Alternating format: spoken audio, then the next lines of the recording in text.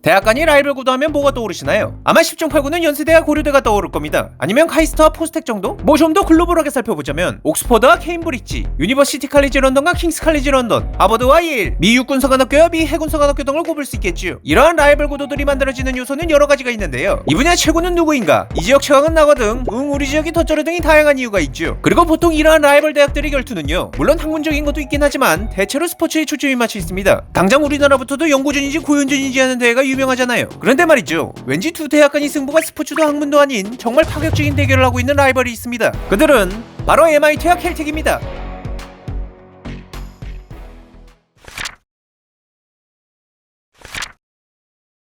매사추세츠 공과대학 MIT, 그리고 캘리포니아 공과대학 캘텍, 이 두 대학교의 라이벌 구도는 미국 최고이자 세계 최고의 공과대학이라는 명성이었습니다. 근데 이들이 라이벌이 된 건 좀 특이한 사례였는데, 왜냐하면 둘 사이 거리가 멀어도 너무 멀었기 때문입니다. MIT는 보스턴에 있고요, 캘텍은 로스앤젤레스에 있습니다. 이 둘 사이 거리는 약 5,000km 정도예요. 5,000km? 여긴 뭐 라이벌 대결을 대륙간 탄도미사일 쏘면서 하나요? 아, 그래서 파격적이라고 한 거였군요. 역시 세계 최고의 공과대학답네요.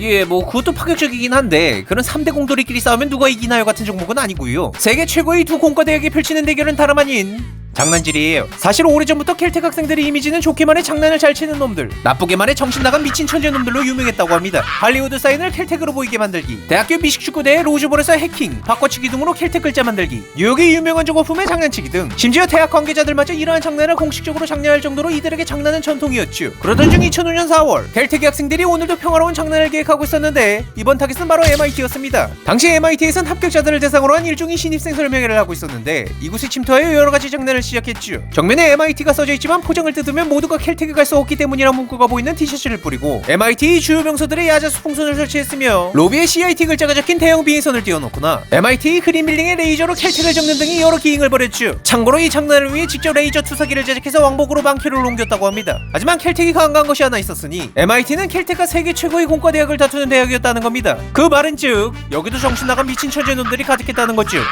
이들은 12월 달부터 반격을 위한 준비에 착수하게 됩니다. 그런 MIT 학생들이 노린 타깃은 바로 캘텍의 명물 중 하나인 플레밍 대포였죠. 이 대포는 1878년 프랑스에서 만들어졌는데, 미국으로 건너와 이곳저곳을 떠돌다 캘텍까지 오게 됐어요. 근데 이걸 대학 측에서 폐기시키려 할 때 학생들이 힘을 모아 간신히 복구하였고, 이후 대학이 여러 행사 때마다 발사하는 아주 상징적인 물건이 된 대포였죠. 그렇게 MIT 학생들은 2006년 3월 조심스럽게 작전을 시작했습니다.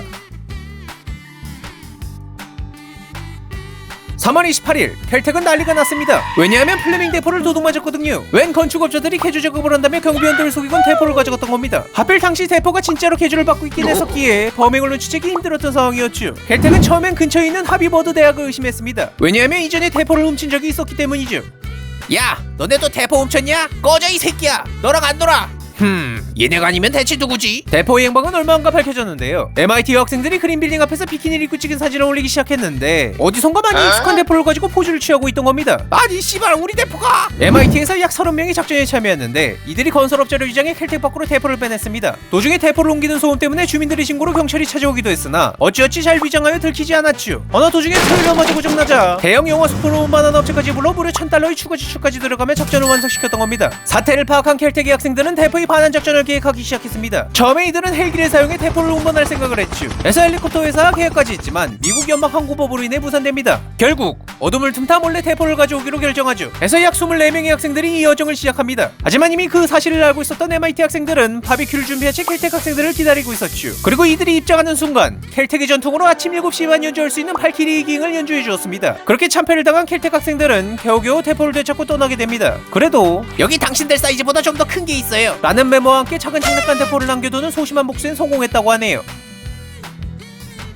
비록 크게 한 방울 먹은 캘텍이지만 이후에도 MIT에게 계속 장난을 쳤습니다. 가짜 신문을 만들어 뿌린다던가, 퍼즐풀이 경품 수령 번호를 바꿔치기해서 캘텍이 편의 메시지가 나오게 한다던가, 평소엔 MIT 로고지만 뜨거운 물을 부으면 캘텍 로고로 바뀌는 머그컵을 나눠준다던가 하는 것들을 말이죠. 물론 MIT에서도 맞대응으로 칼텍이 건물 옥상에 타디스를 설치하는 등 세계 최고의 공과대학 라이벌 버전은 아주 치열했죠. 심지어 캘텍의 제약식에선 아예 파견단을 보내 벽화를 설치하는 공식적인 장난도 진행했었다네요. 참고로 아까 전에 하비버드 대학에서 대포를 한번 훔쳐갔던 적이 있었다고 했잖아요. 사실 그 사건도 학생들이 장난으로 훔쳐갔었는데, 그땐 캘텍에서 법적 대응하겠다고 정색을 했었다네요. 너랑 안 놀아!